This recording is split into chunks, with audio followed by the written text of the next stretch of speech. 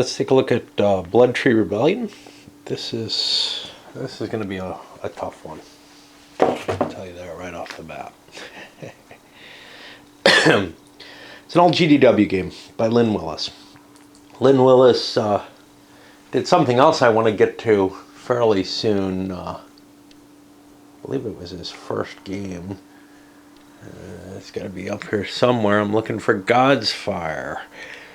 I got it curled up there. He also did some other metagaming games based on kind of political science fiction type stuff like God's Fire, and then did work with Chaosium largely after that. And he did kind of a fantasy political game as well, from what I can see. I don't have it, and something middle C, but not the middle C that I have.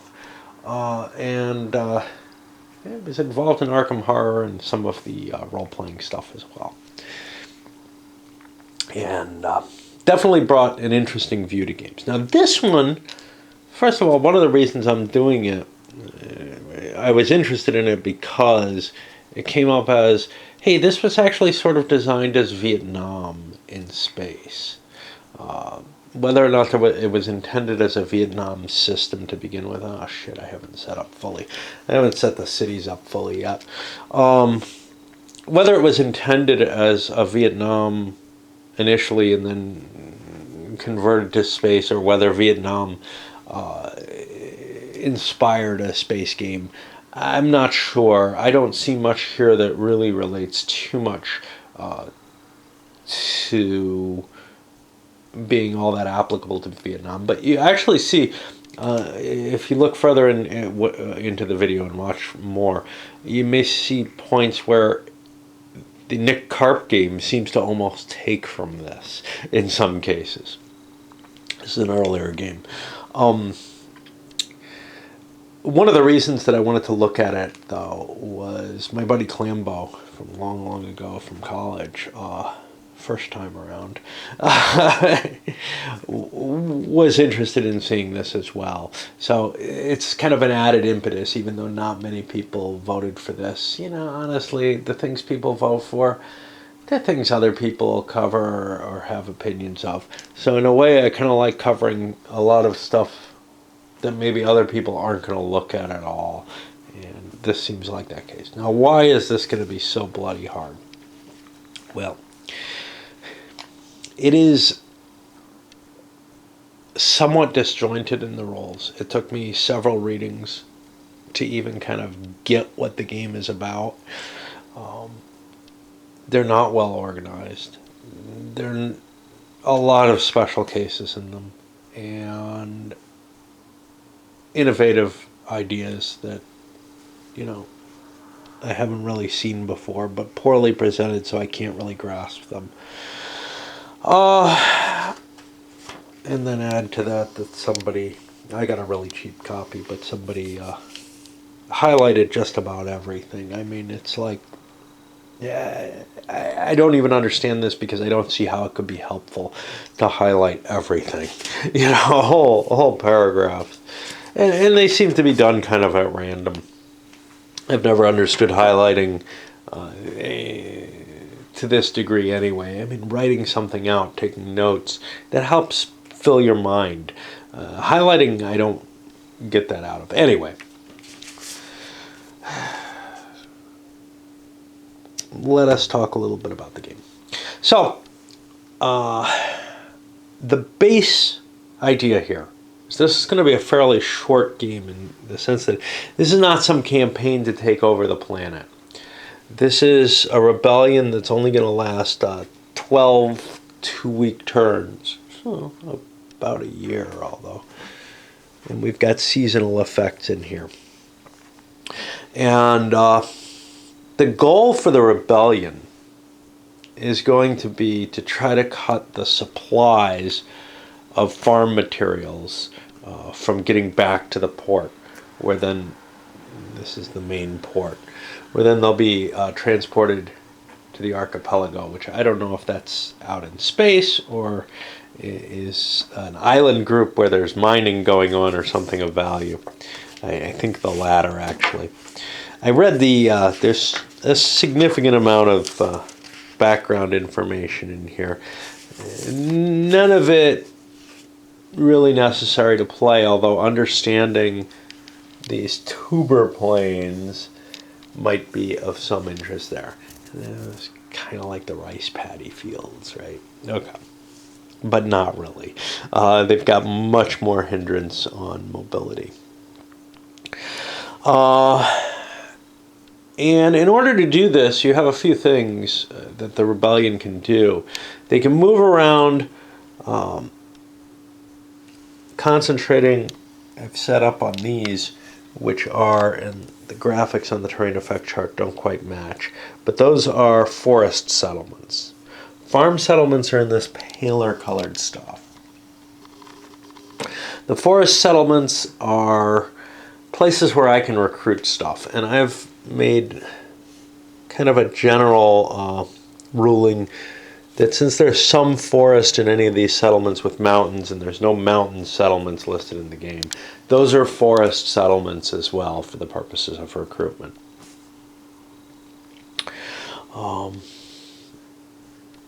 And that probably actually works the way the terrain is listed. You get to choose the terrain you're in for defense and such.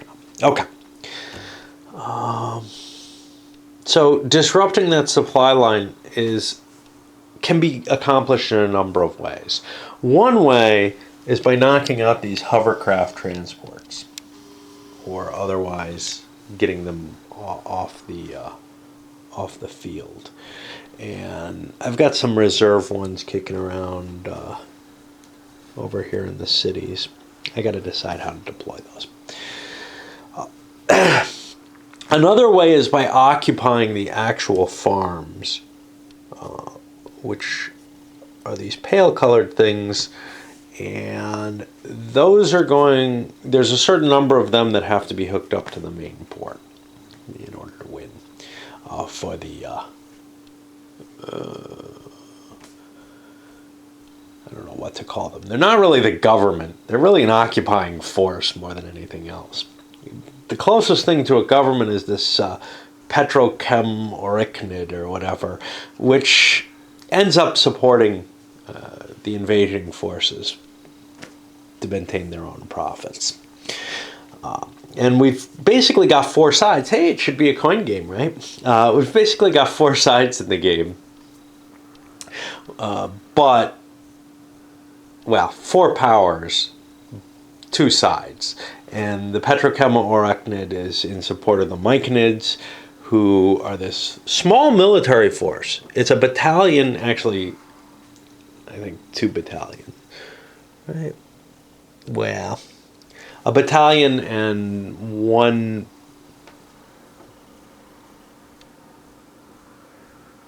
company of another battalion that are occupying this area and trying to put down this rebellion. Other opportunities, though, are to screw with the cities themselves. And in particular, if Robachi Put falls and is in rebel hands at the end of the game, that is also a rebel victory. So the rebels can get a victory by disrupting the supply or by owning Robachi Put. They can also disrupt the supplies by gaining control of these cities. So they'll be able to recruit troops in them if they gain control of cities, but they can also recruit troops, and like I meant to say, it's very late here, or very early, in these forest settlements, which is why I'm set up in them. And you'll notice that the rebels are set up face down. And indeed, they have fully hidden units.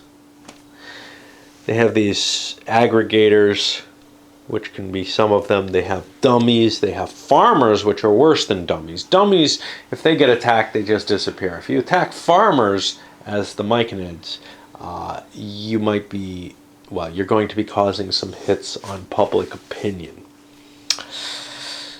Okay. Public opinion is tracked on a per city basis. And at the beginning of the game, the cities are pretty much accepting of the current rule. But various actions are going to drive that towards the 999 level. Shades of Herman Cain. In order to, which will start releasing both power bases within the city to the rebels, and also troops that are the PO troops. The PO has these things, these militia here. And initially they start out neutral, but they may go over to the Myconids right away. But as public opinion begins to go against them, militia will start swinging over to the rebellion side. Okay. The actual sequence of play. So also for the cities, we have these two cups. These are action chits, and these are power-based chits. And they're mixed. They're separated in that axis, but they're mixed in terms of who's sort of the controlling power of that city, and who's the force that's out of power there.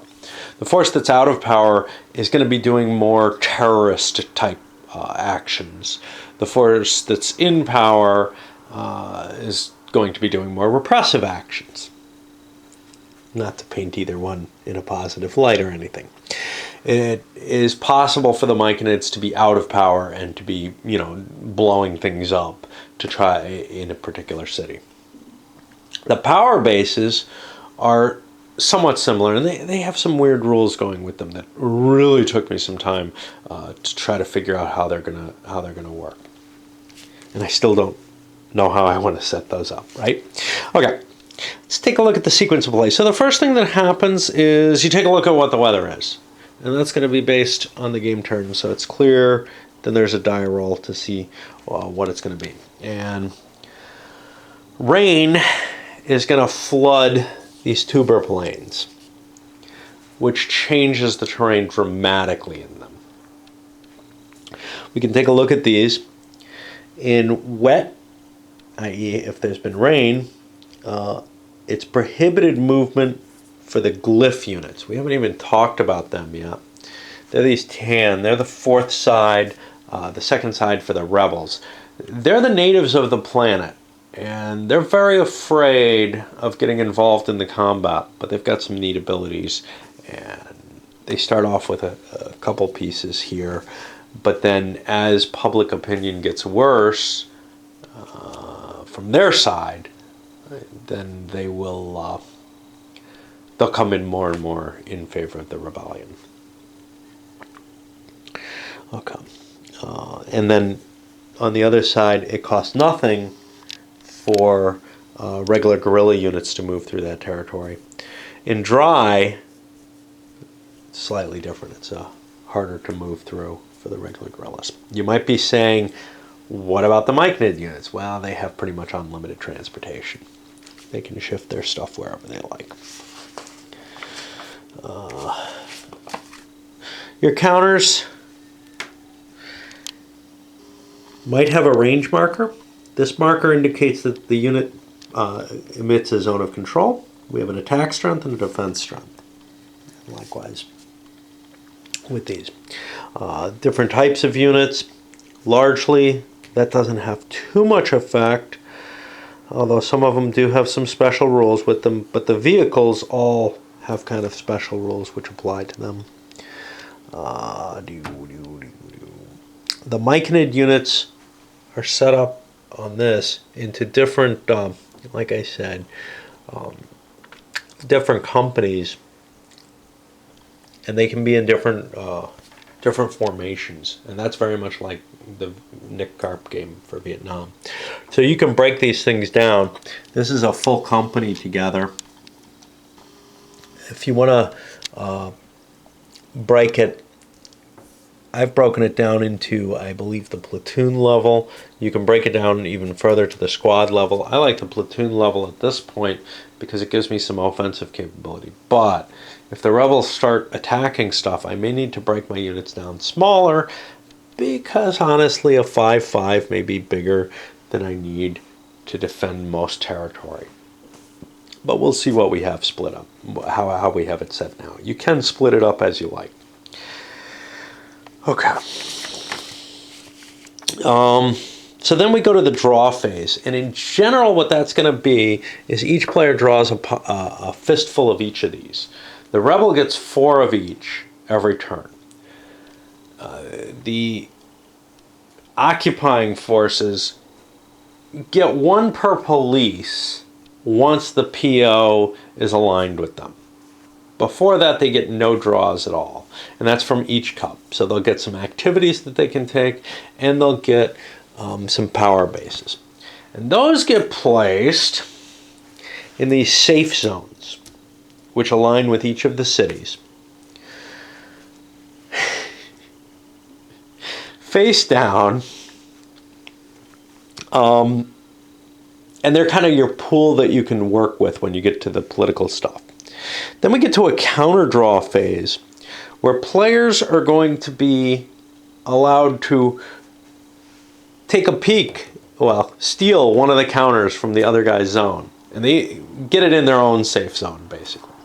And if it's an activity chit or a power base, it kind of cancels out the ability of the other side to use that chit.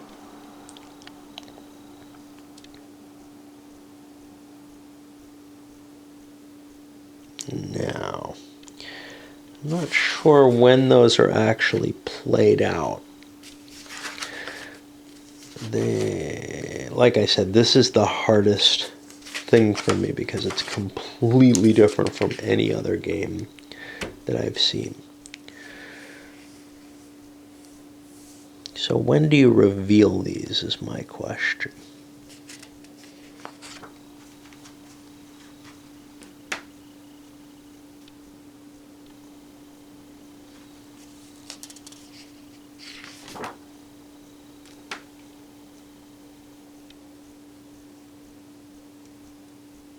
In his political phase. I don't remember seeing a political phase. Weather draw, counter draw. Oh, here it is. Okay. All right. So we'll get to that in a moment. But then the next thing is reinforcements. Now, reinforcements for the rebels just sort of show up, the guerrilla forces. For the Mycan, they make rolls for reinforcements, and they're basically looking to get this portion of the 2nd Battalion into play. Just gives them some more troops. They have a restriction that until the glyphs are in the war, if they conduct operations behind these black lines, and those are kind of safe zones, somewhat reminiscent of the Ho Chi Minh Trail in Vietnam.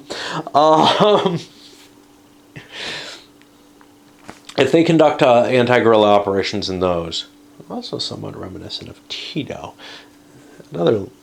This is a very early game, though. This is trying to see the year of this.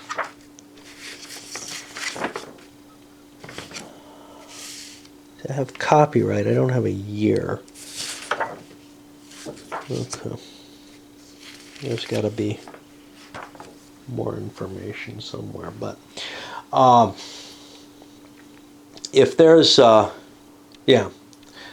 if there's an attempt to try to bust into these and screw with the guerrillas that are hiding, that's allowed, but that'll restrict them from taking a reinforcement die roll, and they get a die roll on every turn. I don't remember what it is. It's like a 1 on the first turn. No, each turn it's a 1 or a 2. So they have 2 kinds of reinforcements. They have another set of reinforcements, which is some more vehicles, which they can get. I don't know when these chits come into play. I guess when PO comes into play. Okay. Then we go to the political phases. And the guerrilla political phase is going to be the first one. This is a chance where you reveal stuff from your safe zone. And if it's a power base, it goes on the board in the power base. Now, you're not allowed to reveal a power base unless you have support up to that base. So at this point, all of the power bases are willing to support the Myconids, and none of them are willing to support the rebellion. But if we break 100 points, in this case, the health sector is willing to support the rebellion and not the Myconids. You're always allowed to place ones that match a level that you have, but you're also allowed to place them if they're the next power base in line from one that you already have on the map.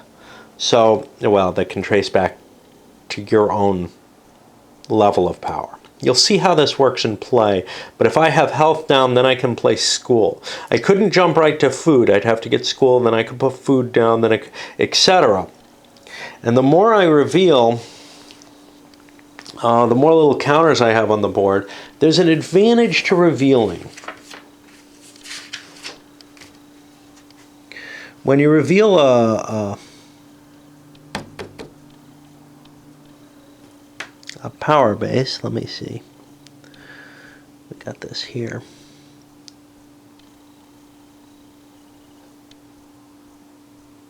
I think it immediately generates some points. I'm looking for it here. Yeah, as soon as you reveal a counter, you generate 40 points in your favor. So there's going to be kind of a snowballing thing. Once popular support gets high enough that you can start playing the political game, you're going to get points for that. Now, there's things you can do to these power bases. For example, going to arrest a power base. You can do that as the government player, whoever the government of the city is. You can only do that to the most exposed one, the furthest out in a chain coming out. And that will also generate points. So there's a bunch of these actions you can take which, cause you to change the points as to what you're going to be able to place there. And I think that's enough of a description of that, because I don't want to get into the minutia of it, largely because I'm not comfortable enough with it until I start seeing it play out. So you'll be doing a combination of revealing your power bases and playing action chits to affect the other guy, to affect different your political points. Now you also cause political point changes from other things. If I can find this. So for example, if you manage to shoot down the Fed Trust destroyer, that's worth minus 50. It'll reduce the rebellion's value across in all 3 cities. So stuff you do on the map is going to have an effect too, and it's going to be very hard to keep track of what all of these things generate in terms of points. Gaining control of a city is worth 500 points in every city. Wow. Okay. Then we get to regular movement and combat, and this is an I go, you go for this segment. The guerrillas move, then they fight. The Myconids move, and then they fight. And then we're done with the turn. Movement and fighting is a little weird, though.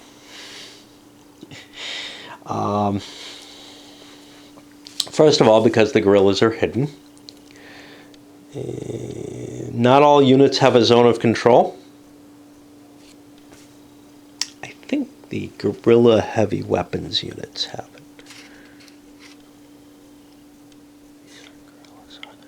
Yeah, these are guerrilla units. I don't know what the hell these are. I'm looking for the heavy weapons. Here are the heavy weapons. Yeah, they have a zone of control and they have a range and fairly good combat ability. I don't know what the hell these are, though. These companies. You can create them out of platoons, and you start off with just squads at the beginning of the battle or of the scenario. Okay. I think. Let me make sure my setup is correct. 10 infantry squads, yeah. Okay. So, the guerrillas can also break down and build up units. I start with a lot of loose units because that's going to allow me to recruit more easily. Now, for the most part, the Myconid units can move wherever they like on the board during their movement in combat. And then they can launch their attacks. The guerrillas have to pay a movement point cost, but they have 20 movement points per unit, which means they can move pretty damn far too if you look at their costs. A lot of things cost 0 to move through. It's just so easy. And the reason is that we're looking at 2-week turns over a fairly small amount of distance. Stacking is unlimited. However, you can only attack the top unit in a stack. I got to be careful about what the top unit is. However, stacking in the cities is 1 unit with a defense strength in any given space. And the units that must be in the city, these garrisons and PO stuff, militia, are fairly weak, to tell you the truth.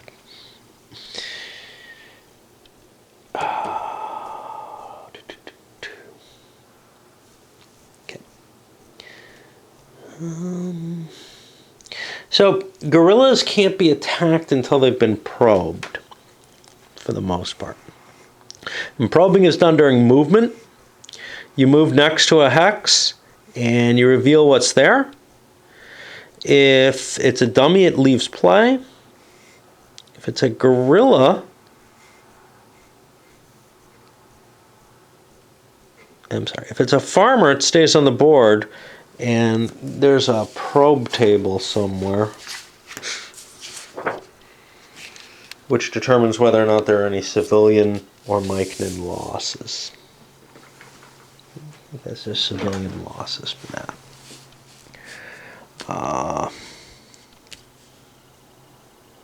Oh no, Myconids can be lost there too. If it's a regular unit, infantry, heavy weapons, militia, or committee of responsibility, it stays on the hex, or it can attempt a hop. Now the hop is similar to in Vietnam, the carp game, when you're allowed to kind of run away with your VC hidden units. The way this is going to happen is you roll a die, consult the scatter diagram, and you go 1 hex in that distance. And if you're no longer adjacent to the unit that probed it, you've evaded and you're concealed again, and you cannot be attacked unless probed again, in which case you can attempt another hop. Now, what's not clear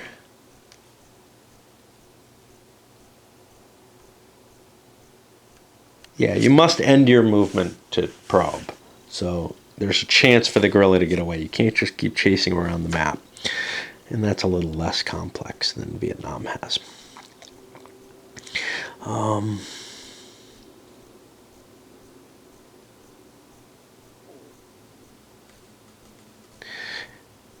If you hop into a sanctuary, you've evaded. Let me look for... if you hop into the enemy space, you've ambushed them. And you make a roll to see which unit gets the ambush advantage there. And the ambush means an attack at 3 times normal strength.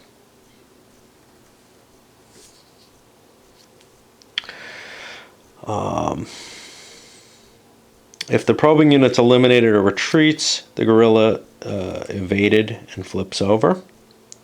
If both units survive the combat and are still adjacent, the guerrilla is not evaded, and the probing unit can then attack during its combat phase. But it cannot be used for spotting. Okay, if the Myconid discover that a unit it's probing has a higher attack strength than it does, the Myconid commander can panic. And what that means is he's basically going to order his troops to use bigger weapons and more extensive firepower than they're really supposed to be using here. And that can cause some public outcry. That causes two things, not just public outcry, but it also causes the glyphs to start aligning more with the rebellion.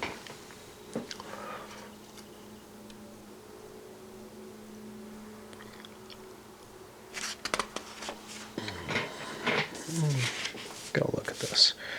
Anytime a Myconid infantry moves into or through a forest settlement, it must probe, and you'll be determining Myconid or civilian casualties. Okay. For combat itself, you roll on an odds chart. You're going to lose a percentage of your men. So now this is one of the more intriguing things in the game. Each unit in the game has an amount of manpower associated with it. And that's what you're going to take casualties from.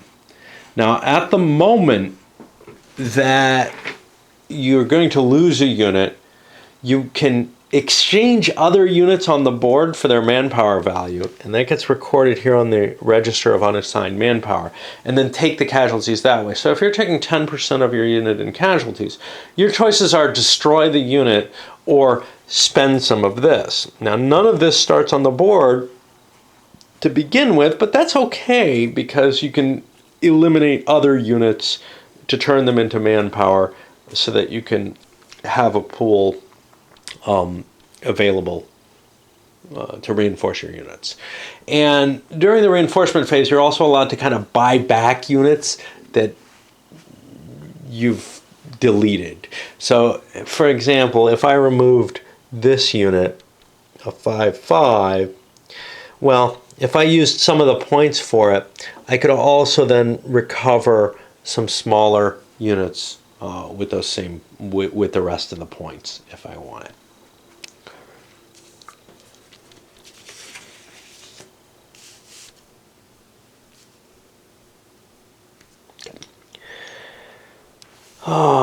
Some weapons can't attack unless unless there's been a spotter for them. This is the flex missile, gun plats, and hovercraft. Most of them are in this pile here. These are, I don't know. They're vehicle weapons. You have to probe the unit, and it hasn't evaded to spot it, which is why you might want to use smaller units to probe and then call in a strike with it. And we'll see how that all works out. Right now, I've got bigger units on the board because I want to be able to hit the stuff that I run into, but I may find that it's more valuable for me to just use spotters rather than things that can actually fight effectively as the rebellion grows. Right now, it's not very big.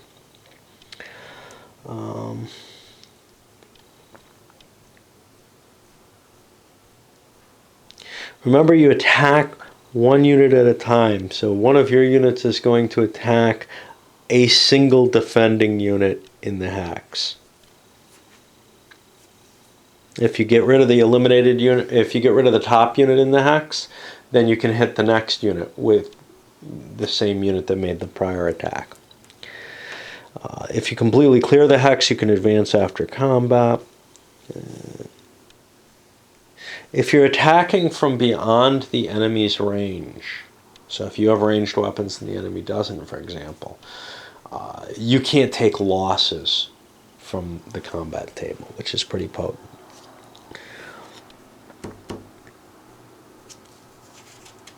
The gun plats and hovercraft, they don't move during the movement phase. They move during the combat phase. Once you have spotted targets, you can fly them out to that target, make an attack, and you're allowed to do this a number of times with each. I think it's 3 attacks and 3 moves.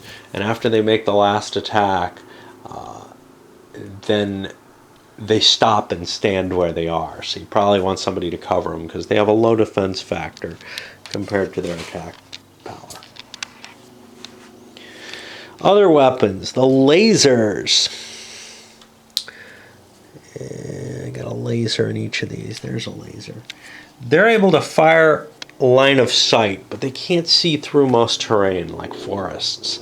So this is actually in kind of a crappy position because I can't see too much there. I may want to move it out here where I could see over the city and most of this clearing. We'll see how that works. Flex missiles. These are also less effective in lousy terrain. Basically, they're best in the clear terrain.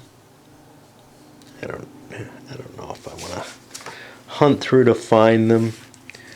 They've got this image on them, and they have a fairly high strength, but it's only a strength of 1 if they're in kind of forested or other rough terrain. They work well in the dunes, though, which is important, I think. The PO garrison and police can never leave their cities. Okay, the TEDx. That's this thing. What that thing's good at is repairing bridges. And yes, the rivers are blood red for a reason. That's what color they come out of. It is called the Bloodtree Rebellion because what's inside those trees is red. They can repair bridges and they can repair cuts. Now, bridges aren't that important for maintaining the supply line, but some vehicles can't transit the bridges, can't transit without there being a bridge. The hovercraft, though, need the cut, and if that gets broken, then this transit line is going to be gone. I might be able to find some other way around it, but that's I don't think I can actually. So if I want to deal with this city, I have to keep this cut open. And the TEDx is able to keep that clear. It's able to move in there and clear it if it's been demolished. There's the sand guide, which is this thing over here. And what that's able to do is it can move out into a normal hex and convert that hex into a sand hex. And that can be especially valuable in terms of wiping out farmland. The Committee of Guerrilla Responsibility. They're like regular units, but if I lose all 3 of them, I no longer get any chit picks from the cups with the guerrillas. That would be pretty bad.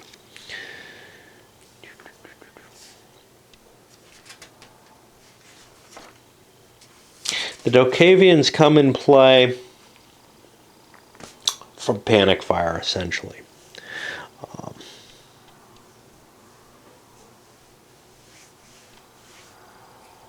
First time panic fire happens, you get some troops.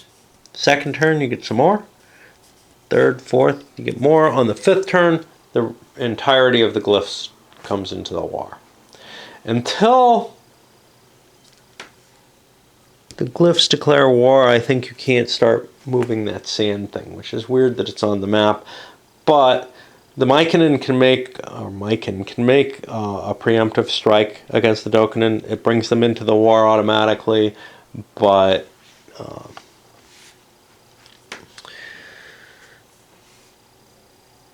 let's see. If any mound hexes survive the attack, these I think are the mounds. Indeed. If any of them are not occupied, and they have to be destroyed, they have a defense strength of 2, then the Dokunin come in with troops. So it's a dangerous proposition to attack them. Once per turn, the Myken can attack a sanctuary. If they do so, it may inhibit their capability to get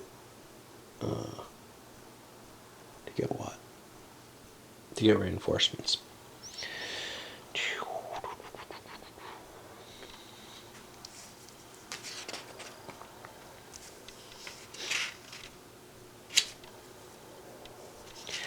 And I think that's about it, actually. The actualities of the victory conditions at the end of 12 turns, the Myken have to be holding the main city, and they have to trace to a certain number of those farms that they control. So if the guerrillas can get it down to 16 or less, they win in terms of farms that are transporting goods there.